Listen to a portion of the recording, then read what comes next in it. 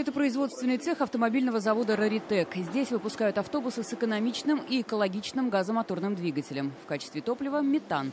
В год с конвейера сходят 400 автобусов. В планах увеличить производство вдвое. При помощи национального проекта мы уже имеем экономический эффект на этапе завершения той работы 6 месяцев, которую мы вели. Это обучение, стандартизация, идентификация рабочих мест.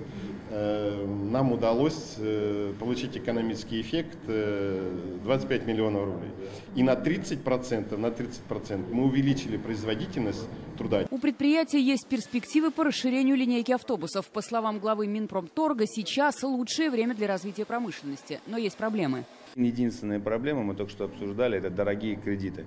Снизили бы ключевую ставку, дали бы возможность промышленникам инвестировать в развитие, было бы еще лучше, больше еще прорыв. Это уже Кама Энергетика. Здесь производят газопоршневые, дизельные электростанции и силовые установки. Компания активно участвует в нацпроекте «Производительность труда». Люди стали по-другому думать. Это взращивание культуры. И эффективность, она начинается на самом деле с рабочего места, с каждого человека. Поэтому те первичные настройки, которые были здесь сделаны совместно с Центром эффективных технологий, они сейчас дают, безусловно, свои плоды. По инициативе Владимира Путина национальный проект «Производительность труда» продлили еще на 5 лет. Есть предложение от нас по получению кредитных недорогих денег под покупку основных средств.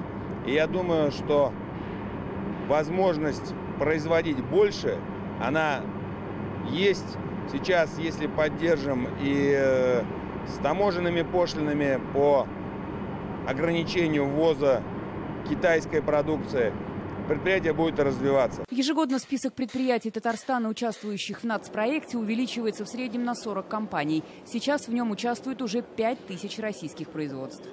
Светлана Звонарева, Лилия Газина, Ленар Султанов, ТНВ, Набережные Челны.